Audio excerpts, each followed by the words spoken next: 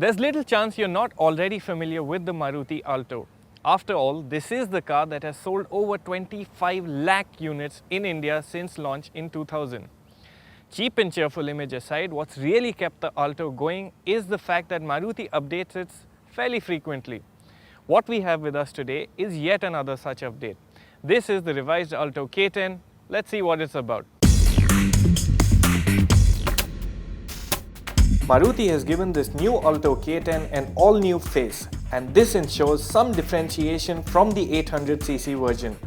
The bumper, larger swept-back headlamps, grille and even the bonnet are all new, and in general make the car look more muscular than the Alto 800. However, in profile the resemblance is easily seen where the differences are quite subtle. At the rear, the new tailgate is flatter, and this works to make the car look a bit wider than the Alto 800. Additionally, the shapely new tail lamps aid in injecting a dose of freshness too. What's more impressive, however, is the all-new interior. Maruti has given this new K10 a bespoke dual-tone dashboard design that, combined with the light fabrics, looks airy and fairly upmarket for this price point. However, it still can't match the fit and finish of the Hyundai Eon.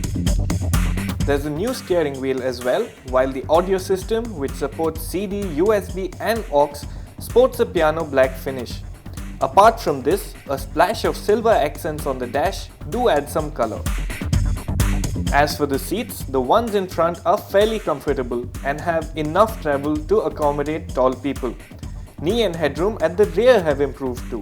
That's because Maruti has managed to scoop out the front seat's backrest to add about 1.5 inches of more space for your knees. On the flip side, the thinner cushioning here means passengers up front can feel the rear seat occupant's knee when it comes in contact with the seat.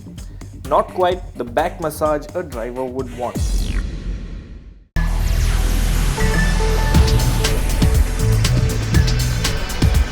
Coming to the mechanicals, the new Alto K10 uses the same engine as the outgoing model. So, it's a 3-cylinder 998cc unit that makes about 67 bhp and 9.18 kgm of torque. The engine has been worked on for better responsiveness and it feels quite good too. Straight out, the Alto K10 feels quieter than before. It feels a wee bit more refined, and generally that thrashiness which you would associate with the earlier Alto is present only past 3500 rpm. For this class of car, is fairly refined. Another thing that did catch my attention was the throttle response. Now this one gets drive-by-wire, so it's a little bit crisper just as you press down on the throttle. Maruti says with the enhancements, the engine is 15% more efficient. That's a claim we'll have to put to the test sometime in the future, but for now, another aspect of the K10 caught my attention. And that is its performance. This one weighs just about 750 kgs, that with its 67 bhp of power gives it roughly the same power to weight ratio as the Swift. In the first 3 gears particularly, it's quite fast, so don't be surprised if this little car can keep up with the big boys. The 5-speed manual gearbox is also slick in shifts, and the clutch is nice and light just as you'd want on a city car. But if you want to be freed from the hassle of changing gears altogether, there's some good news as well. For the first time, the Alto will be sold with an AMT, or an automated manual transmission, just like the Maruti Celerio. That would make this version of the Alto the cheapest auto in India, if not the world. In automatic form, the Alto K10 works quite well actually. The gearbox is quite easy to get used to, but let's not forget, this is not the most sophisticated of systems, so it's not necessarily the fastest either.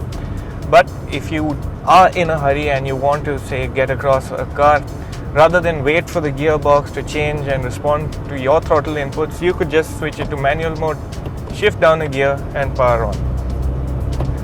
But of what I remember of the Celerio's automatic transmission, this one feels a lot smoother. Perhaps Maruti has tweaked the electronics to get rid of some of the jerkiness that you would typically associate with an AMT gearbox. Another good thing about this one is that it creeps forward like a conventional automatic would when you lift your foot off the throttle pedal. That's quite helpful when you're driving slow, say in bumper to bumper traffic or just at parking speeds. It's a convenience feature.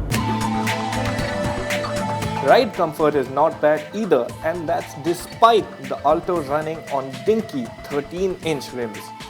It absorbs bumps at low speeds fairly well, but go any faster and it does get a bit choppy over undulations. That's something about the Alto's handling as well. It's nice and light at low speeds, and if you push harder, there's some fun to be had behind the wheel too. However, grippier tires and a more feelsome steering would have been welcome. Now the great thing about the latest Alto K10 is that it doesn't seem as much of a budget car as its predecessor did. It's far nicer on the inside and it's smarter on the outside as well. The updated engine is also peppy as ever, and in fact, in manual gearbox form, you can have some real fun behind the wheel. On the other hand, you also have the AMT version that adds a certain level of convenience we've never seen before in the budget segment. We hear prices are going to start around rupees 3 lakh, and the AMT version will cost about rupees 3.8 lakhs. So in all, you have the ingredients of a car that you're likely to see a lot of on our roads.